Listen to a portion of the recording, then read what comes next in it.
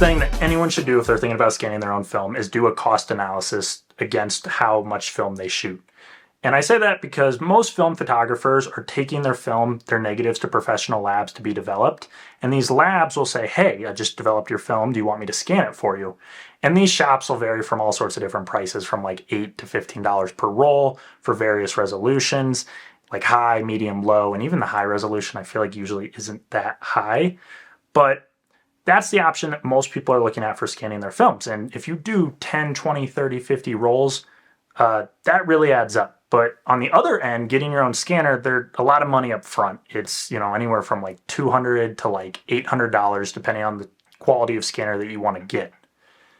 So it's pretty easy to look at, oh my God, if I have like 30 rolls developed and if I buy a $400 scanner, where's the threshold for where that makes the most sense for me? I would say for most people, if you know for a fact you're going to shoot like 30 rolls of film in the next year, or if you have shot 30 rolls of film, or if you think you're going to print like 5 humongous prints of your film photos, I think that's a general enough threshold to really consider getting your own scanner. Some of the primary benefits of getting your own scanner is it's your scanner. With whatever photo, you can scan whatever resolution you want. So if this is like a photo you took of your friends at the bar, I'll just throw it for internet resolution. But if I took this photo of a beautiful landscape and I'm going to make a 40 by 60 print, I'm going to scan this thing humongous. And it just gives you the flexibility to do that on a roll with each individual photo. And the second thing, and not to talk smack on any lab, because I know there's good labs, there's bad labs, but for these people, it's a job. They're getting, 500 rolls of film that they got to scan that week. If it's Friday and they're thinking about the weekend, they're not going to care as much as you care about your baby, your project, this work of art you're making. And you just get to have more attention to details. So when you're cutting those corners, maximizing your resolution, nobody could probably do it better than you. And the best part about this tool is it works forward and backwards. So if you already have, 50 rolls of film sitting in your closet with a scanner, you can go back and scan all those at a higher resolution than you got from the shop. Not to mention, if you like sketch or have a bunch of old family photos, you can digitize all that. First, you'll clean the film, then you'll clean the scanner, and repeat as necessary. Then you'll slot the tray into place and close down the lid. All right, and now we got our photos loaded in the scanner. We're going to look at the software. Out of the bat, the photos are going to look pretty hard to recognize, so we'll do a few things. All right, we fixed that, but what's next is let's just go into one photo. And now that we have this blown up in the software, the 3 most important things to do is name it, change the location, choose a resolution that's going to be the most apt to what you're doing, whether it's printing or just putting online. And then these film, it's negative. So you're flipping the colors and you can actually tell the scanner what film you shot with so it can most accurately flip those colors.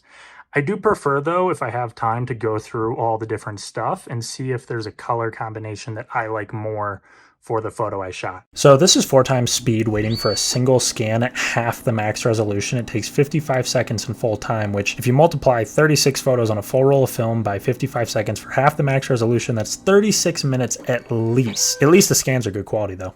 And once you have that scan done, that TIFF file might as well be a raw file out of a camera. It's going to have a lot of editing latitude, and you can use it in Lightroom, Photoshop, or whatever software you prefer. And now that I've told you all the incredible things about a scanner, I just want to play a little bit of devil's advocate because I think it's fair for considering any tool. And the first thing I would mention is price. They're not cheap, and everything comes at the cost of something else. And I say that because that $500 scanner you really want could be that road trip you take where you take 20 more incredible photos, and if that makes the most sense for you, you have to make the best decision for you.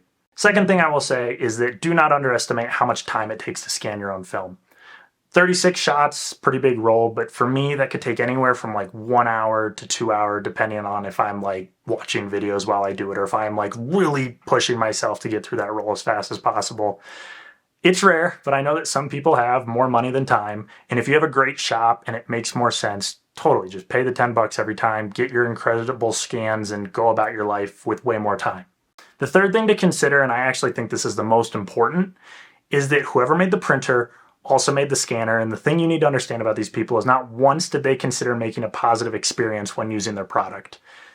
It's frustrating. It crashes for random reasons. It just doesn't work. You don't understand. And you just got to pull your hair out and move on.